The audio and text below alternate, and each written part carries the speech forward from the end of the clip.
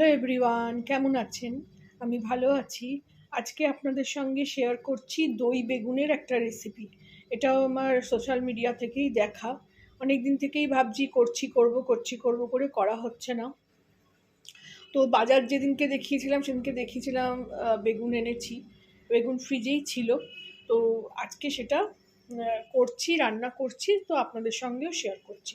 প্রথমে এই 6 পিস মতন বেগুন কেটে নিয়েছি। আর এদিকে এই এক টুকরো বেগুন আমি রেখে দিয়েছি, আবার কিছু করলে তখন সেটাতে লেগে যাবে।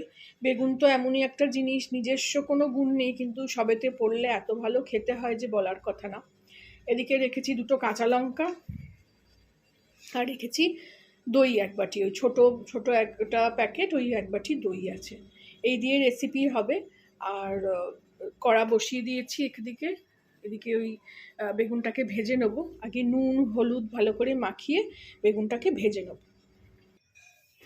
এই দেখুন, নুন হলুদ, একটু কাশ্মীরি লঙ্কার গুঁড়ো আর একটু অল্প করে চিনি মাখিয়ে নিয়েছি। আমি কখনো আগে বেগুনে চিনি মাখাইনি, তো সবাই দেখি মাখিয়ে নিয়ে ভাজে। তো আশা করি ভালোই হবে, তো সেটাই মাখিয়ে নিলাম। নিয়ে এবারে দেখুন তেল গরম হয়ে গেছে, এখানে এবারে একটা একটা করে ভেজে নেব।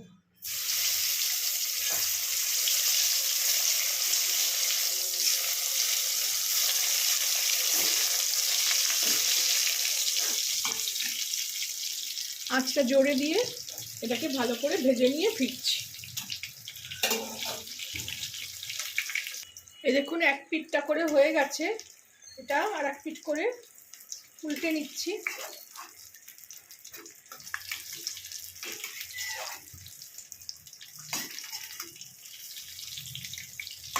অনেক সময় বেগুন যেমন ভাজলে অনেক তেল টেনে নেয়, আবার কখনো কখনো খুব সুন্দর ভাজা হয়ে যায় কম তেলেও।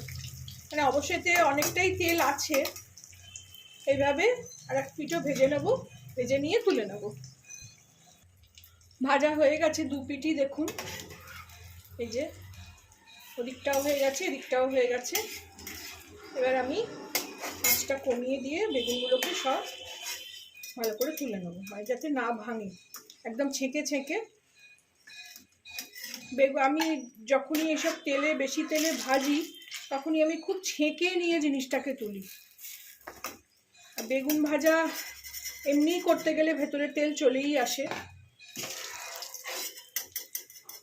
এই জন্য ভাজা টাজা খাওয়া সব বন্ধ করে দিয়েছি, যে তেল বেশি খাওয়া হয়ে যায়। তো মেয়ে খুব ভালোবাসে বেগুন ভাজা খেতে, ভাতের সামনে একটু বেগুন ভাজা হলে খুব ভাল লাগে কাঁচা লঙ্কা দিয়ে। এটা তুলে নিয়ে নেক্সট প্রসেসে ফিরছি। দেখুন, একটা অন্য কড়া বসিয়ে দিয়েছি, এতে আমি এই বেগুন ভাজার তেলই 1 চামচ নিয়ে নেব।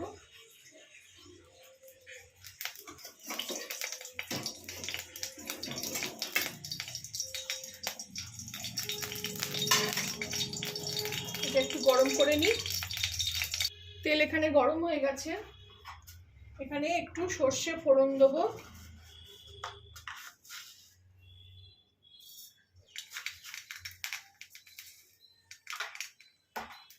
সর্ষেটা একটু ফুটলে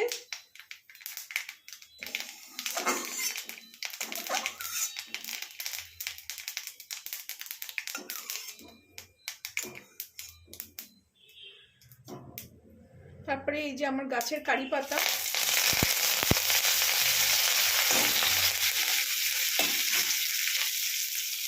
একটু দেবো, দুটো শুকনো লঙ্কা কুচিয়ে রেখেছি, এটাও দিয়ে দিলাম। ফোড়নটা একটু ভেজে নিয়ে এখানে একটা ছোট পেঁয়াজ কুচি করে রেখেছিলাম। খুব সটে রান্না এটা, যদি আপনাদের কাছে মানে টাইম না থাকে, একদম সঙ্গে সঙ্গে জোগাড় করেই একটু রান্নাটা করে নিলেই হয়ে যাবে, খুব ইজি। এবার পেঁয়াজটাকে আমি একটু লালচে করে ভেজে নেব।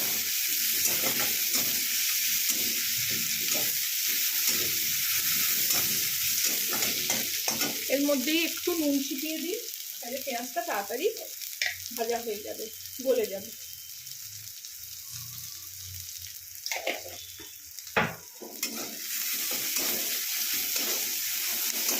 এটা ভেজে নিয়ে ফিরছি। দেখুন এদিকে ভেজে নিলাম একটু কড়কড়ে করেই,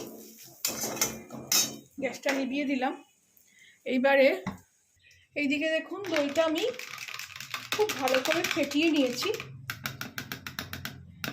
আর এদিকে বেগুনটা ভাজা। এবার এদিকে যেটা ভাজলাম সেটা এই পেঁয়াজে এই দইতে দিয়ে দিলাম।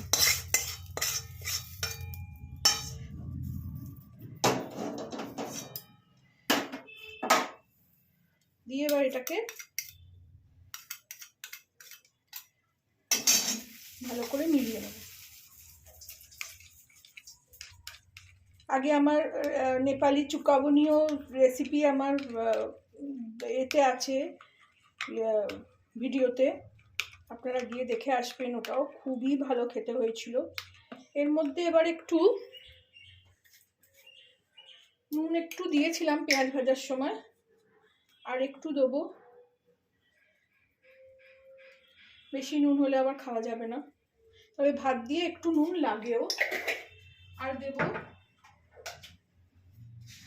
অল্প একটু চিনি, যেহেতু দই, এই যে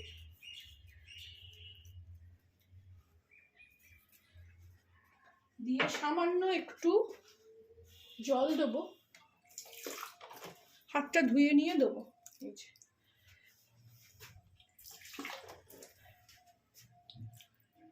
দিয়ে এটাকে ভালো করে মিশিয়ে নেব।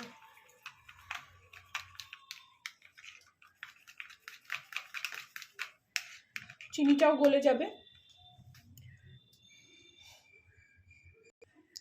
এদিকে দেখুন এই যে চিনি আর নুনটা ভালো করে ফেটিয়ে নিলাম, কারণ চিনিটা একটু দানা দানা ছিল। আমি আবার এতে টেস্ট করে দেখলাম, একটু নুন একটু চিনি দিলাম। আমি একটু এইরকমভাবে করে আঙুলে নিয়ে আর একবারও দেখবো টেস্ট করে। এবার ঠিক হয়েছে। একটু কম লাগছিল বলে আমি আবার একটু নুন চিনি দিলাম। এগুলো আপনাদের আন্দাজ মতন করে নিতে হবে, কোয়ান্টিটি অনুযায়ী হবে। এইবারে বেগুনটা নিয়ে নিলাম, নিয়ে বেগুনের ওপর দিয়ে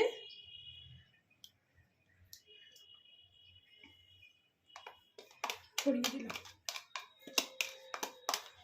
খুব সহজ একটা রেসিপি, কোনো বেশি তামঝাম নেই। যদি আপনারা পেঁয়াজ খেতে না চান তাহলে পেঁয়াজ ছাড়াও শুধু কাঁচা লঙ্কা দিয়ে, সর্ষে আর কারি পাতা ফোড়ন দিয়েও করতে পারেন। রেডি হয়ে গেল আমার দই বেগুন। আপনারাও বানাবেন এইভাবে। ওর মধ্যেই সার্ভ করে দিলাম ওটাকে,